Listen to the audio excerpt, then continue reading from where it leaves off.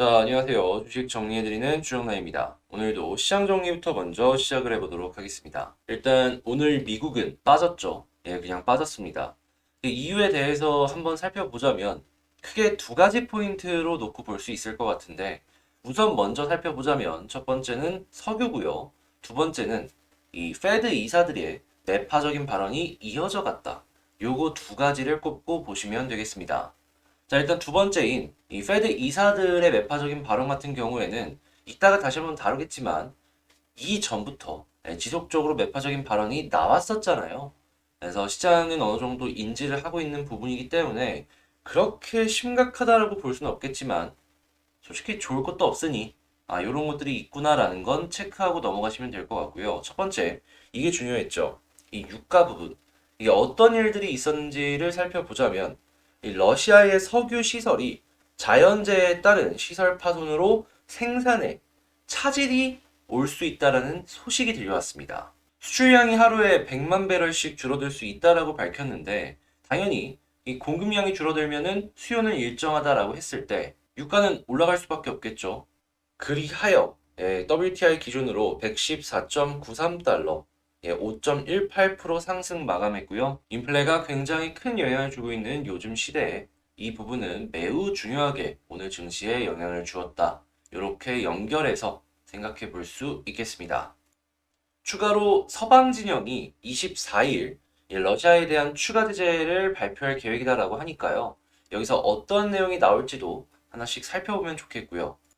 이러한 모든 부분들이 영향을 주어 채권은 상승하였고 달러는 강세를 보여줬고 금 역시도 상승하였습니다.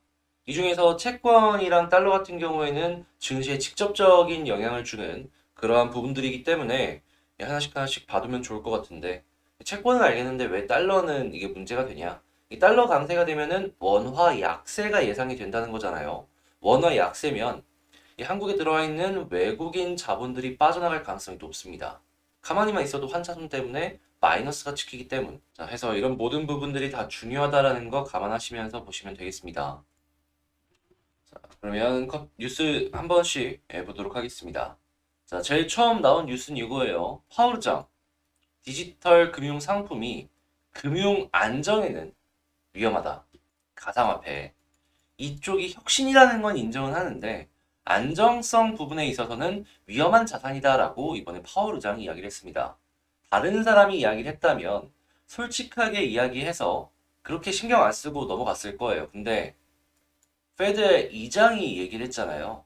이 부분은 가상화폐 시장에 어떠한 식으로든지 간에 영향을 줄 것이다 라고 생각을 하기에 가상화폐 투자하시는 분들은 이 뉴스가 어떤 식으로 발전을 해나갈지 하나씩 보시면 좋을 것 같고요. 자, 여는 이사들이 이야기한 것들을 하나씩 확인하도록 하겠습니다. 샌프란시스코 여는 총재 같은 경우에 5월달 50bp 인상과 이 QT 대차 대표 축소 모두 가능할 것이다 라고 이야기를 했고요. 이 클리브랜드 여는 총재 역시도 올해 몇 번은 50bp 금리 인상이 가능하며 QT와 동시에 가능하다라고 이야기를 했습니다. 양적 긴축까지 진행을 해서 극단적인 이전과는 다른 자금 회수를 진행을 하겠다라는 것인데 이 모든 내용들은 왜 이렇게까지 진행을 하느냐? 인플레를 잡기 위함이다라고 생각을 하시면 되겠습니다. 자, 그러면 유가같이 이러한 부분들이 인플레에 악영향을 주는 모습이 계속해서 보여진다면 여는 이사들의 이러한 모습들은 계속 이어질 것이다라는 걸 예상할 수 있겠죠. 그렇게 우리는 지속적으로 CPI와 PPI 그 이외에도 원자재나 곡물의 가격이 어떤 수준을 유지하는지 봐야 될 필요가 있는 겁니다. 이런 식의 이슈들이 진행이 되면은 시장의 유동성은 줄어들 테고 시장의 유동성이 줄어들면 시장 입장에서는 이전에 생각을 했던 고점보다 낮게 생각을 해볼 수밖에 없기 때문이죠. 자, 그리고 이런 이야기들이 계속 진행이 되다 보니까 이 모기지 금리 급등이 계속 보여지기도 하고 해서 주택 대출 수요가 미국 내에서 감소하는 모습이 보여졌고 그의 영향에 신규 주택 판매가 계속해서 감소하는 모습이 보여지고 있다라고 합니다. 당연히 이 미국 쪽에서도 주택 가격이 떨어지는 이 시그널로 연결이 될 수도 있겠죠. 서브프라임 때 쫙 올라가고 쭉 떨어졌다가 지금 거진 10년 만에 다시 올라온 건데 다시 떨어질지 살펴보면 상당히 좋을 것 같습니다. 자, LG 엔솔 같은 경우에는 미국의 원통형 배터리 공장을 하나씩 지는다라고 합니다. 거기에 끝이 아니라 캐나다에서는 스탈렌티스와 손을 잡고 합작사를 짓는다라고 하죠. 자, 이렇게 본격적으로 이 대기업들이 움직이는 모습이 보여지다 보니까 환경 규제에 반대했던 에너지 기업은 아예 배터리에 투자를 하는 모습까지도 보여주고 있다라고 하는데요.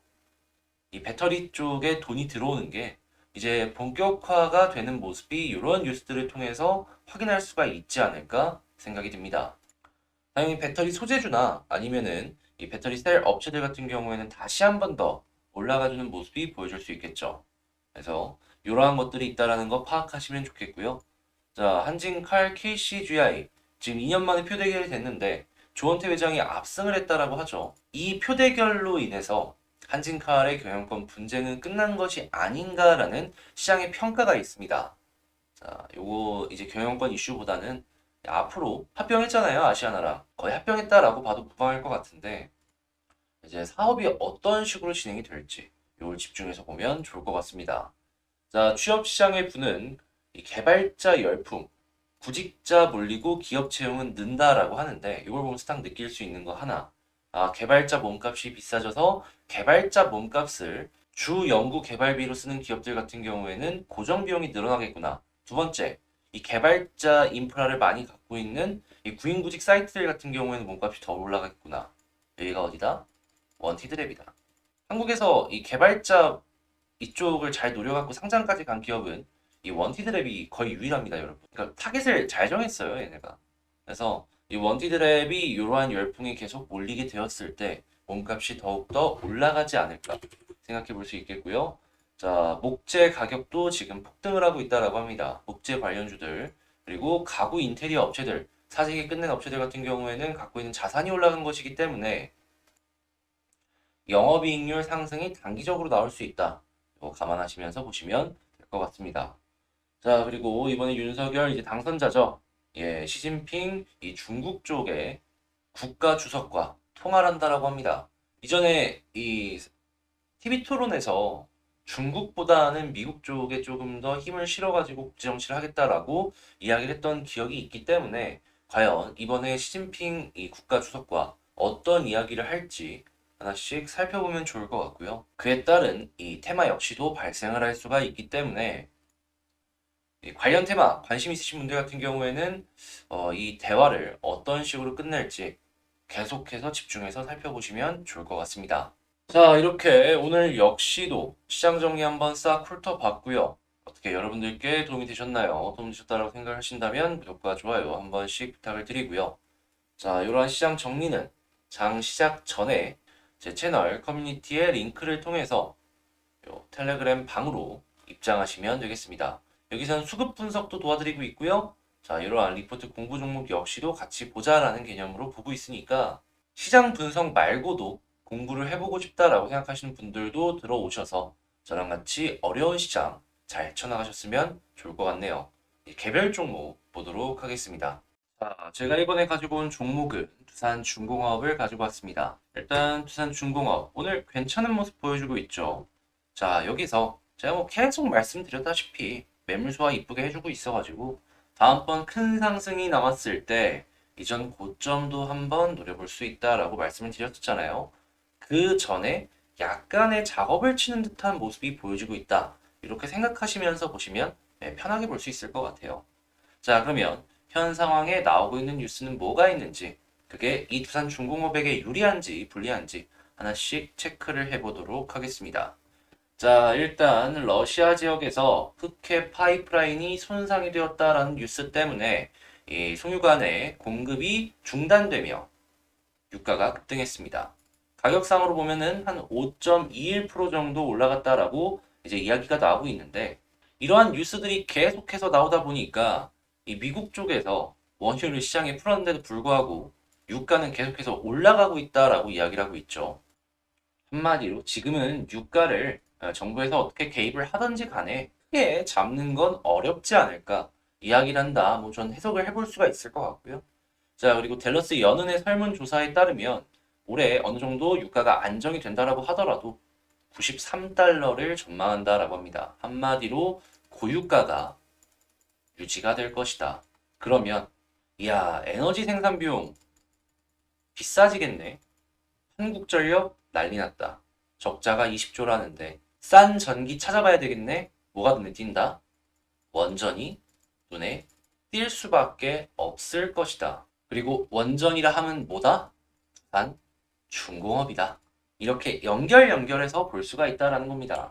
자, 그리고 현재 이러한 고유가 사태가 계속 이어질 수 있다라는 이야기를 한 가지만 조금 사견을 덧붙여서 이야기를 하자면 여러 다른 뉴스에서 나온 내용이긴 한데 지금 이번에 흑해 쪽의 파이프라인 파손 이야기가 이게 러시아가 지금 서방 쪽에서 제재를 하려고 하니까 반격을 하려고 핑계를 이렇게 만들어서 지금 그 공급을 중단한 것이 아니냐라는 이야기가 나오고 있습니다. 지금 24일에 바이든이 이 서유럽 쪽에 방문을 해서 이제 러시아 제재안을 추가적으로 공개를 한다라고 하는데요. 어쨌든 일단 러시아 쪽에서 반격을 할 수 있는 내용은 에너지가 가장 우선되긴 하거든요. 이게 어떻게 이어질지는 향후에 조금 더 지켜보면 좋을 것 같고요. 지금 이러한 에너지 문제를 해결하기 위해서 미국이 이란을 국제사회로 복귀시키려고 하고 있습니다. 그리고 나서 러시아도 만약에 복귀한다 라고 한다면 원유 공급 과잉 될 수도 있거든요. 일단 지금 상황에서 이란은 급할 거 없다라는 입장에서 최대한 협상의 우위를 가져가기 위한 움직임이 보여지고 있는데